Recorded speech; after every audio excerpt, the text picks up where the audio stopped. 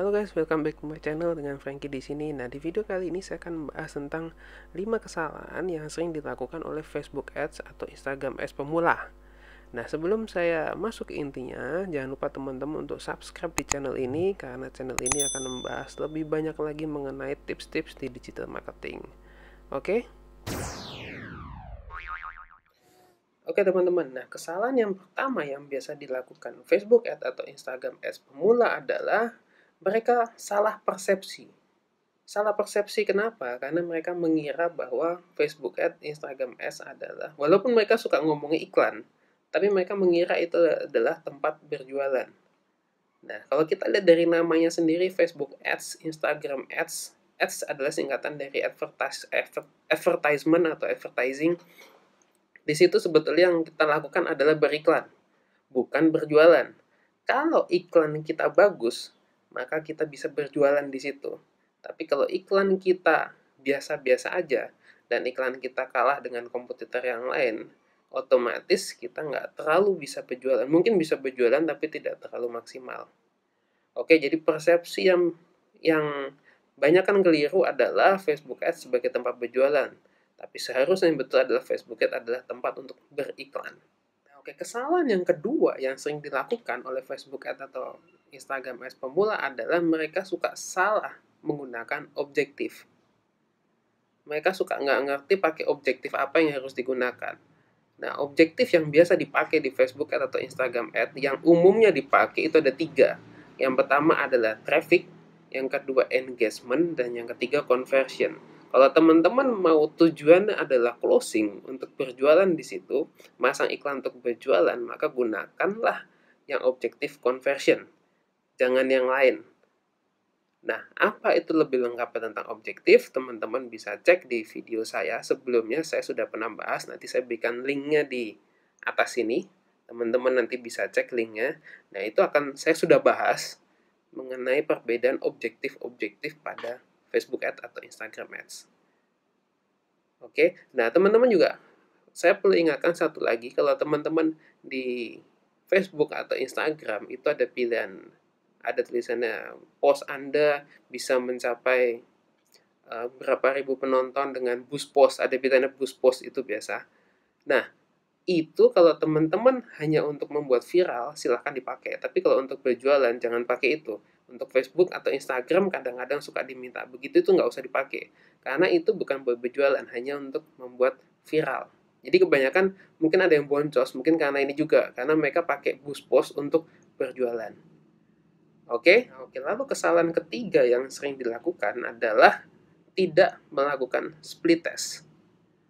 Split test itu penting untuk dilakukan karena untuk mengetahui image mana yang bagus, video mana yang bagus, landing page, headline, ad copy, mana yang bagus. Nah, kebanyakan untuk pemula, kebanyakan tidak melakukan ini dan tidak melihat matriks-matriks yang bagus.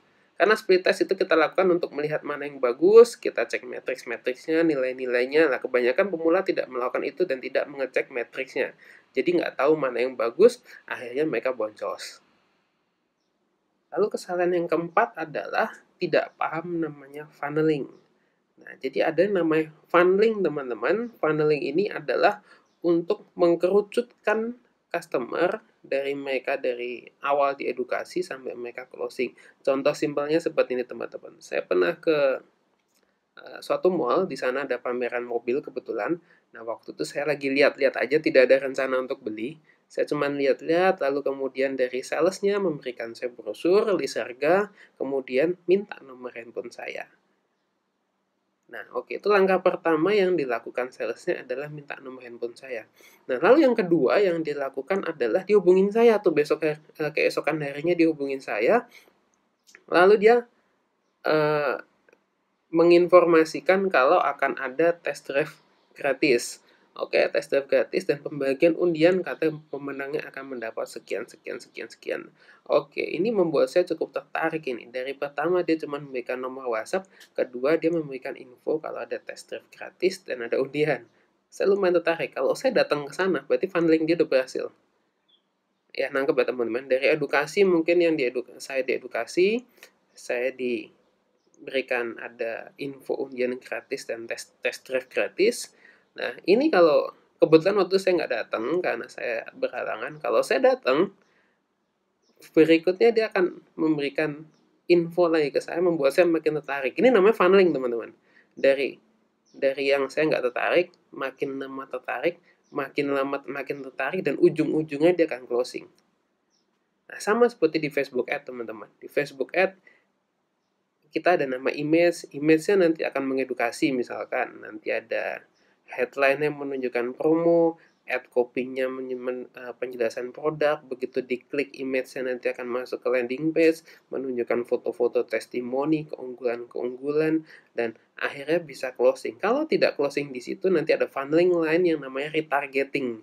Nah, kalau teman-teman tahu, retargeting itu akan menargetkan ulang orang-orang yang sudah pernah melakukan aktivitas tertentu di Facebook Ad. Nah, itu namanya funneling sampai akhirnya terjadi closing. Itu teman-teman, itu namanya funneling iklan. Jadi iklan yang bagus, mereka mau funneling, merangkul customer, mengedukasi customer, sampai akhirnya mereka bisa closing. Oke? Nah, funneling inilah yang jarang dilakukan oleh teman-teman yang baru bermain di Facebook Ad. Karena funneling ini adalah kunci utama untuk melakukan closing di iklan-iklan yang sudah kita pasang. Oke, lalu yang kelima, kesalahan yang sering kita lakukan adalah tidak punya namanya mentor atau komunitas. Nah, kita tahu sendiri bahwa Facebook Ads itu merupakan platform cara beriklan yang cukup deep sebetulnya, cukup dalam penggunaannya, teman-teman. Nah, kalau di sini kalau teman-teman tidak mempunyai mentor atau ada komunitas, pasti teman-teman akan semakin bingung karena tidak ada teman sharing, tidak ada teman bertanya, tidak ada teman untuk ngerti ini Facebook Ads sebetulnya seperti apa, cara-caranya seperti apa, karena cukup dalam. Karena terus terang Facebook ini cukup dalam, jadi kalau kita mau ngerti sesuatu di Facebook Ad, kita butuh yang namanya mentor, supaya kita belajar, atau komunitas tempat kita bisa brainstorming dan tukar pikiran. Oke, nah sebetulnya masih banyak teman-teman, tapi saya rangkum jadi 5.